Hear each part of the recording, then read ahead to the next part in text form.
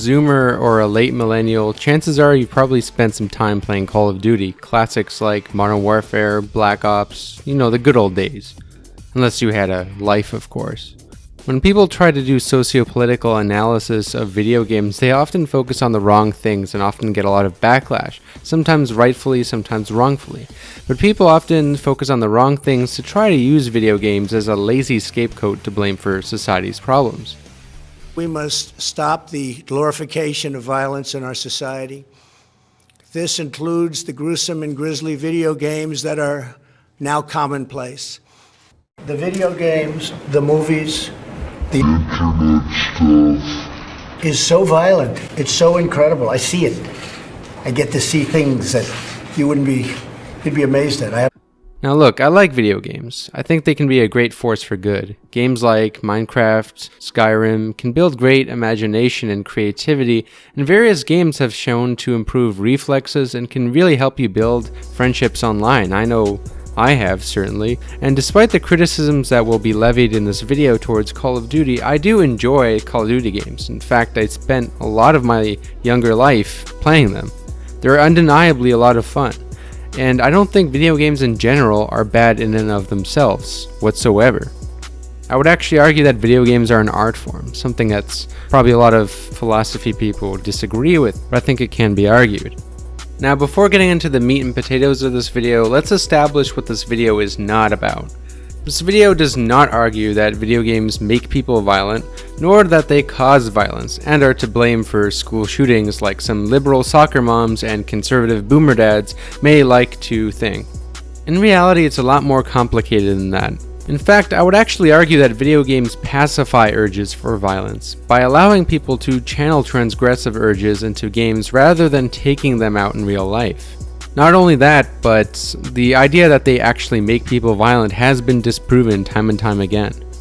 My argument isn't even that video games desensitize people to violence, and although there is some conflicting studies proving that and some disproving that, this isn't really the focus of this video, and I don't really believe that video games make people into emotionless psychopaths or anything. It's more about how they desensitize, or rather neutralize people to the concepts of death and war, through the constant exposure of a distorted simulation of violent war, rendering the deaths happening in such wars and the real events of the wars themselves, ineffectual and meaningless. Now, there's really two goals of this video. For one, to explain the theories of Jean Baudrillard and how they're relevant today using Call of Duty as a medium, and to use these theories to explain how Call of Duty games rewrite history by simulating the events and desensitize people to the deaths and the whole concepts of war in their depiction of it. Now, in my opinion, Jean Baudrillard is one of the most important philosophers or thinkers of our time as it pertains to the digital age of mass media and communication. His theories are actually even more relevant now than the time in which he was writing them, in the 1960s, 70s, and 80s and 90s. Right now, he's a lot more relevant, especially as simulation are pervasive. They're everywhere.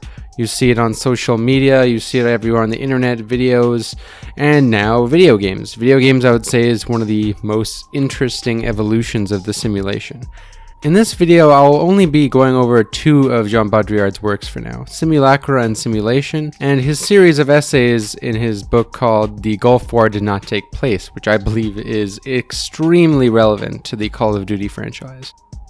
Now, while Baudrillard is often associated with The Matrix, his theories are actually completely different and are not really accurately represented at all by The Matrix. In fact, he really hated the movie The Matrix. His theories in reality are much less conspiratorial and much more real than how the Matrix movie adapts them, which is precisely why I think reading his work can be so awakening, because it is so relevant to real life. When Baudrillard says we are living in a world of simulations, he does not mean we're living in a computer, which is why I find the discussion that people often have of, are we living in a simulation? Do we live in a computer game, bro?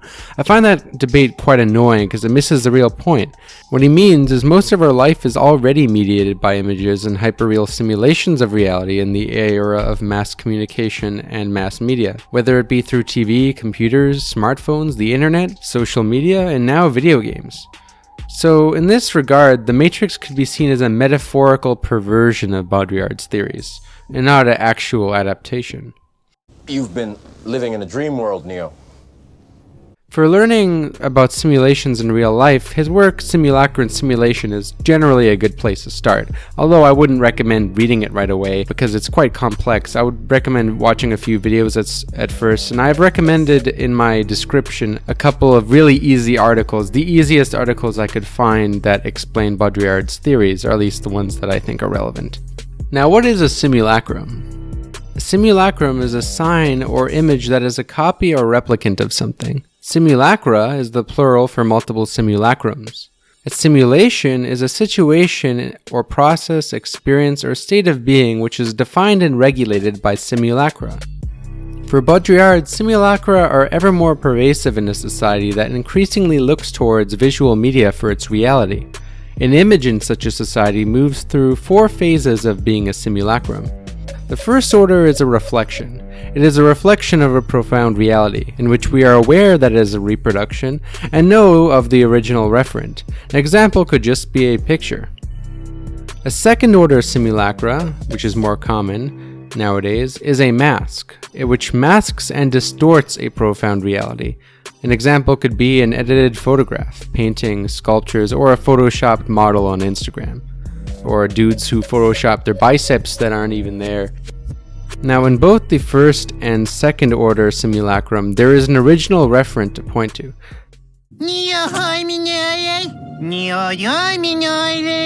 However, this isn't the case in the third and fourth.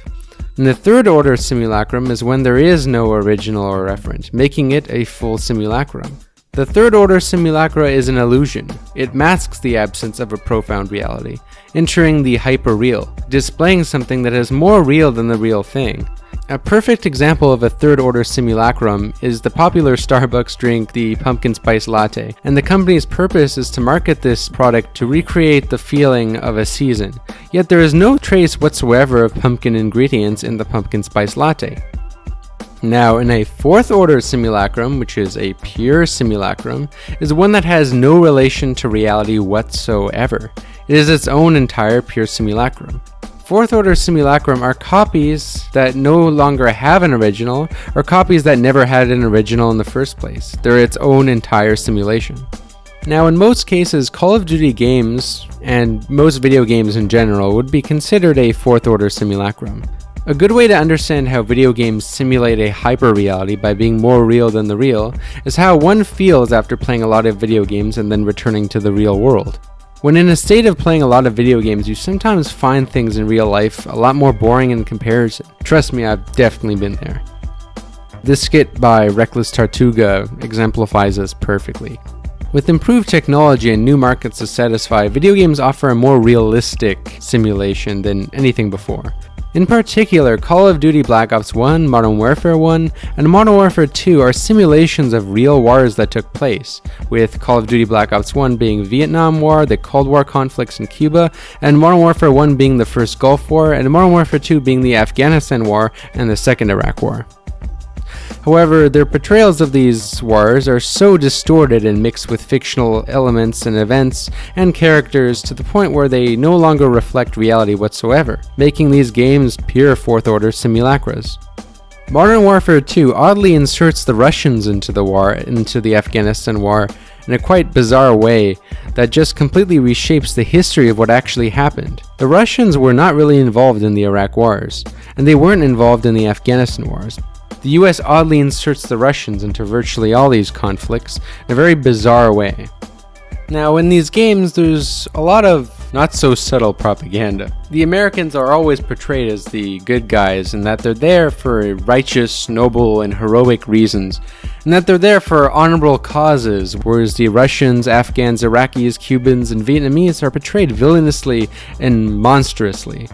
Now, I'm not going to go too deep into detail about examples of how these games promote US propaganda, because many great videos have already been made really proving that, like those of the Cavernacle and Jacob Geller, so go check out those videos if you're still not convinced that these games promote pro-American propaganda, because it's pretty obvious. In fact, the Pentagon actually gets to sit through games and movies which depict the military and use military weapons in detail, and you know damn well what that means. It's rarely reported that the makers of first-person shooter titles have to pay a license fee to weapons manufacturers in order to have their weaponry used within their games. Call of Duty executives and developers have often been invited to Pentagon conferences, and US military officials have also sat into meetings with Call of Duty producers to oversee the production of the games, to make sure that they are accurate, which probably means depicting America as a good guy and everyone else is bad. Now, an objection someone might make to this is that it's not a big deal that someone who plays Call of Duty is not getting an accurate picture of these wars, because you can just figure out what really happened in these wars through the media, right? Well, not exactly. And as Jean Baudrillard shows in his book, The Gulf War Did Not Take Place, he aims to disprove this myth that the media is reliable in showing this, and he shows that the mainstream media will not provide you necessarily with a more accurate picture than that of the Call of Duty games. They too also present to you a depiction of war filtered through simulacrum. In this case of the Gulf War, Baudrillard demonstrates how it essentially became a third-order simulacrum, as it was turned into a complete spectacle by the media, and that the representation of the war preceded the actual real event, rather than the real taking place and the representation taking place afterwards. Now, Jean Baudrillard's obviously not saying that these wars didn't happen in a literal sense. His objection is more one of interpretation, and he calls us to take two things into consideration. He demonstrates that the Gulf War didn't take place in Iraq or Kuwait. It took place in the media sphere. It took place on CNN and Fox. Like the journalists themselves, all broadcast images were carefully selected by the military, allowing only a certain type of clean, aestheticized images to be shown. Viewers could look at the beautifully arranged fireworks over Baghdad at night, or at a computerized animations of missile flights and crosshairs. All of this was obviously intended to evoke the impression of a high precision and civilized war. And of course, we'll see that these images and depictions of the war did not reflect reality whatsoever. Unlike prior wars in which the representation came after the real war, the representation, aka the simulacra of the Gulf War, was perceived as the real thing because the war effectively took place live on CNN. In fact, the representation was the real thing as far as we're concerned. It was a hyper-real simulation of the war, a war that was not really a war in the first place. The news broadcasts were mediating every single part of the war as it happened, live. Who won the war, what took place, what happened, and how it went down was all determined by CNN. The Gulf War marks a massive shift as it was one of the first wars really to be mediatized at such a high degree. In the following clip, Rick Roderick, one of my favorite philosophy dads, talks about how he knew of various veterans and how they even couldn't articulate what was going on and had to watch CNN to figure out what was going on in the war. Baudrillard was offered a job by a French newspaper to cover the war. So, of course, he agreed on condition he not go to the Gulf because he wanted to cover it on CNN where it would really happen. Follow me? I mean, who won or lost would be told to us on CNN. We won't know who won or lost anywhere else, so to cover the war in the sense of hyper-reality, the way to cover it is sitting in one's flat in Paris on CNN. That's how he covered the war. His thesis runs as such. The war was to kill the Vietnam syndrome, a war that we remember as real.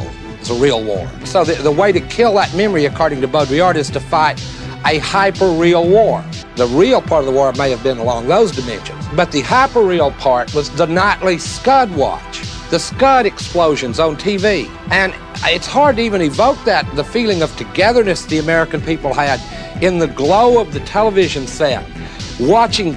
And I mean, even the names are straight out of Steven Spielberg.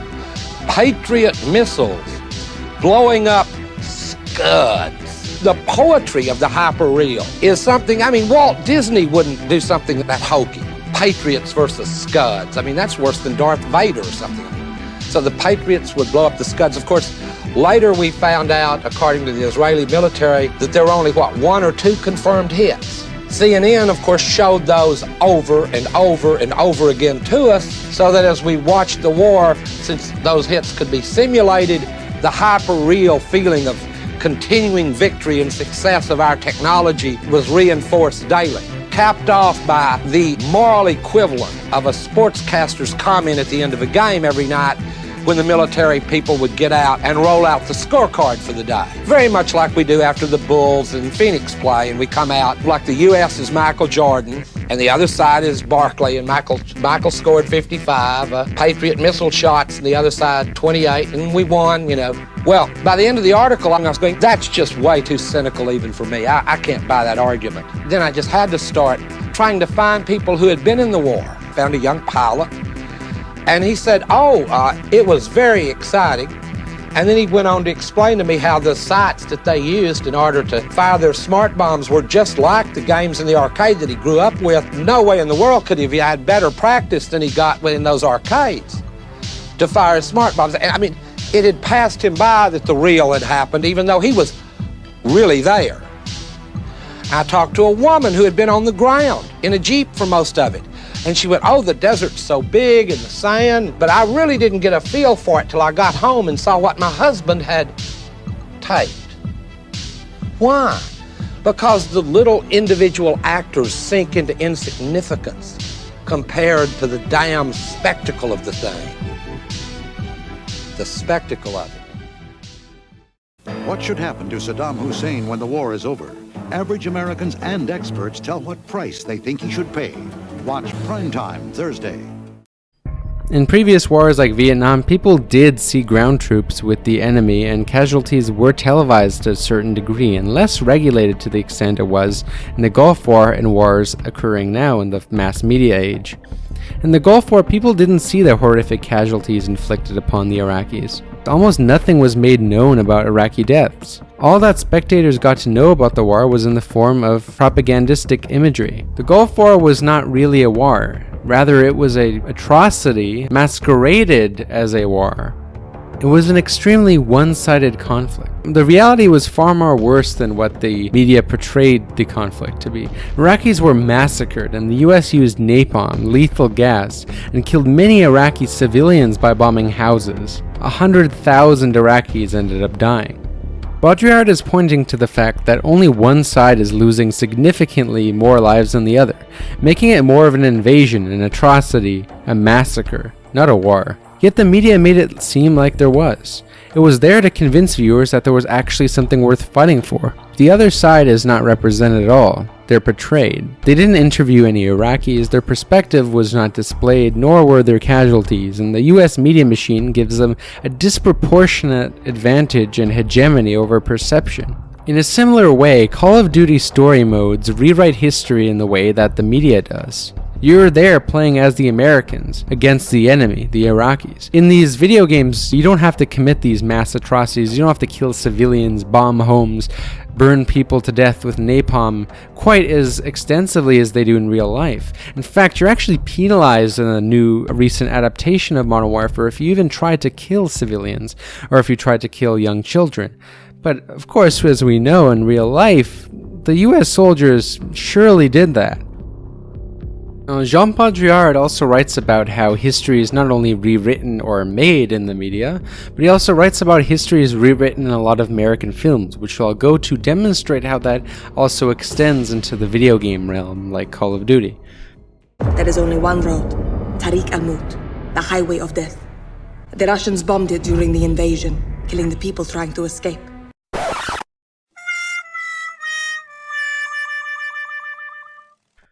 In Simulacra and Simulation, and also in his text, The Evil Demon of Images, Baudrillard writes an interesting quote about how Americans may have lost the Vietnam War, but they won in the movie, in the form of Apocalypse Now, which rewrote the history of the event by making America as the victor, as if there was a sense of completion to a war that was fundamentally incomplete.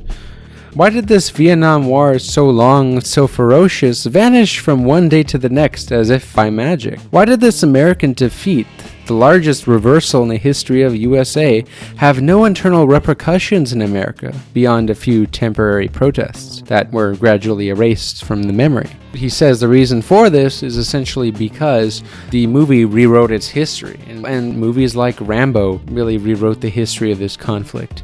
Similar to the US media's portrayal of the war, Call of Duty games typically do not show the true reality of all the civilian casualties and long-term brutal impacts of the wars that they're depicting. They typically just show soldier-on-soldier conflict and focus more on fabricated storylines and personal characters than the overall conflict of what was happening and the systemic forces that were controlling it. They portray it like it's a war and not a massacre. Many of these events fundamentally were massacres. People were burning down villages, massacring civilians via bombing, yet you don't really see these in these games.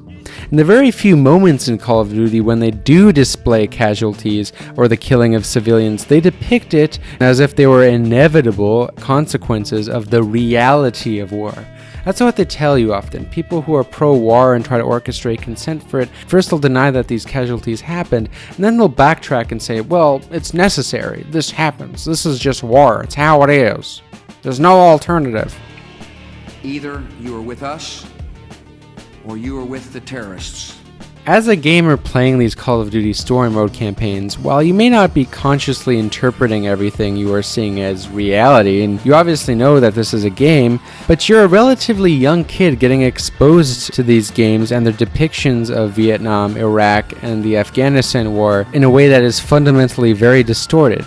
People form opinions on issues, whether consciously or not, based on the information that they have consumed regarding it. Opinions don't grow on trees, so people whose only knowledge of these wars is from Call of Duty campaigns, which it's likely to be the case if you're a young kid playing these games, are likely to have been subconsciously implanted with pro-US propaganda, and a distorted version of war that essentially vaporizes the realities and casualties and deaths that took place in these wars.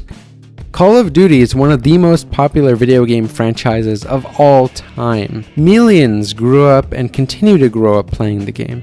For some, it may be their first and only exposure to these conflicts. Unless, of course, you go learn about these wars, which, unless you haven't already, I would go encourage you to do so through reading or watching videos or documentaries. However, that being said, your Uncle Bob, who gets all his information from Fox News, ABC, or CNN, won't have any more of an accurate picture on these wars than the kid playing Call of Duty will. That's precisely the point I'm making.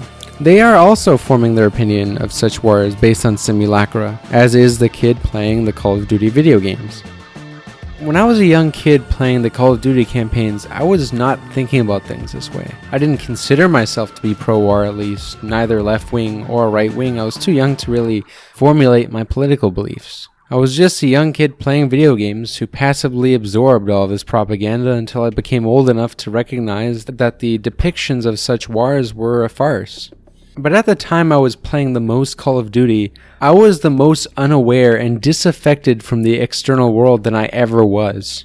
At the time, crazy things were happening. The Arab Spring was starting, there was a revolution in Egypt, and the USA were starting their invasion of Libya, which was totally unwarranted, and many war crimes were committed that were unjustified. And while I heard of these events passively, I didn't care, even though I was bombing the crap out of people in video games. And I guarantee you, if you talk to a lot of people who play Call of Duty, they won't be able to tell you what the hell happened in Afghanistan and Vietnam, what happened in the Iraq wars, why they happened, the context. They probably can't tell you that. This is very important for those of you who consider yourself anti-war, regardless if you're politically engaged or not. It is often the case where people who are against wars that already happened, such as the Iraq War, tend to fall into the same propaganda in the moment that it happens when manufacturing consent for another war. They often fall into the media hype in the moment or passively accept it, and the US gets away with yet another war. People who claim to be against the Iraq War and Afghanistan War passively accepted and in some cases even supported the Libyan invasion because they bought into the crap that Gaddafi was a bad guy. And while that may be the case, this is the same hoopla that they said about Saddam just to start a war and commit war crimes. They're blindly falling for the same justifications as the Iraq wars. It's one thing to be against a war after the fact, but it's another thing to be able to recognize the propagandistic devices that the United States uses to manufacture consent for a war. I see people doing the same thing nowadays to justify the United States' intervention into Venezuela for arguably even more petty reasons. Just because Maduro is a bad guy is not a justification for going into and bombing the crap and stealing the oil out of a country. But why? Partially because Venezuela is one of the largest sources of oil on the planet, and right now it is nationalized. And you know damn well that American oil companies like ExxonMobil and Chevron are just salivating, thinking about how they want it and how they want it to become privatized. Now there's something else that is very important here that I should add, which video games like Call of Duty and media portrayals of previous wars happening after World War II do not tell you. A third reason to add to Baudrillard's list of reasons as to why the Gulf War was not a real war is that it was a military conflict without a real purpose other than for the sake of being a military conflict itself.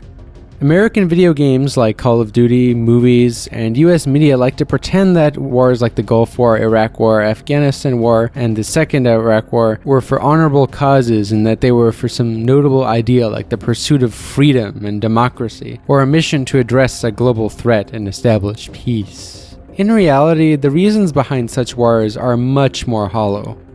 In late-stage neoliberal capitalism, war has become a full-on business. War works harmoniously with capitalism. This is why it is often said that imperialism is one of the inevitably higher stages of capitalism. You may have heard that the Iraq War was about stealing oil, and while that is partially true, it is a lot more complicated than that. While the acquisition of natural resources like oil in Iraq, opium poppies, and minerals in Afghanistan are definitely part of the reasons for going to these wars, the US, the World Bank, and the IMF on its behalf aim to privatize and liberalize all aspects of Iraq and Afghanistan's economies. This means that American companies and banks can gain hegemony over there, and that they must use the US dollar when trading. This gives the US ever more hegemony to establish its own new capitalist world order. Now, who am I talking about when I say the United States? Not regular citizens, of course. These missions were not done in the benefit of the collective people of the United States. Rather, the multinational corporations who donate and ultimately influence the decisions of both neocon Republicans and neoliberal Democrats want these imperial missions to take place. This includes the fossil fuel industry, Wall Street banks, and most importantly, the military-industrial complex. It is kind of obvious why all these companies and sectors would have a lot to profit of in times of war. With an endless need for upward economic growth, it is inevitable that the capitalist state will resort to exploiting foreign countries after its corporations have already exploited their own country enough by paying the workers the bare minimum. This is extremely important because I see libertarians who claim to be anti-war while still being very pro-capitalist. This is a big misunderstanding because capitalism with even less regulations than it already has inevitably leads to even more imperialism. Do you really think if you keep capitalism the way it is and further reduce government regulations to prevent things like campaign finance, Wall Street fraud, and mass privatization that there will be suddenly no war? Come on. By that logic, Reagan would be the most anti-war president. This is why every capitalist who claims to be anti-war ends up going back on their word, like Trump or his economic advisor Steve Mnuchin, who claims to be a libertarian. Remember when people thought Trump was anti-establishment and was going to stop all wars? Yep. But anyways, I digress. In their simulacra depiction of war, games like Call of Duty and pro-imperialist media coverage like to make it seem like US's past and current war efforts are worth fighting for. Their focus on the missions of individual actors and exaggerations of battles distracts the observer and players from seeing the bigger picture without a legitimate systemic perception. Jean Baudrillard describes places like Disneyland as the purest form of simulacrum, except that they are portrayed openly as imaginary, which in turn makes the rest of Hollywood and superficial America appear real, when in reality, they are also a hyper-real simulacra. It can be argued that games like Call of Duty also produce a similar effect. They are also fourth-order pure simulacrum. When playing them, we know that they're fake. However, this can give us the false impression that watching CNN or Fox would give us any more of an accurate depiction of these wars. These media outlets also too produce hyperreal simulations of the wars that bear very minimal resemblance to the real conflicts. Except that the difference between them and the Call of Duty games is that they are masking their presentations as reality. To conclude, I don't think we should stop playing video games, nor do I think they make people violent. What I do say, however, is that we should be critical of who makes such video games and the narratives that they promote. If it is a pure simulation with no relation to reality, it should be openly presented as such. It should not try to recreate real events and distort them in the process with propaganda that misrepresents the real conflicts that happened and give the viewers a fundamentally distorted perception of it. We should also be aware of the effects that first-person shooter games have on our psyche and our perception of reality, and how they affect us to things like death, war, violence. I'll be taking a look at that in the second part of this video, which will be coming out in about 5 days. So stay tuned for that, and if you enjoyed, please hit that like and comment your thoughts as always. I would love to hear what you guys think, and if you have any questions about Baudrillard, I would be more than happy to answer them for you. Peace out, y'all.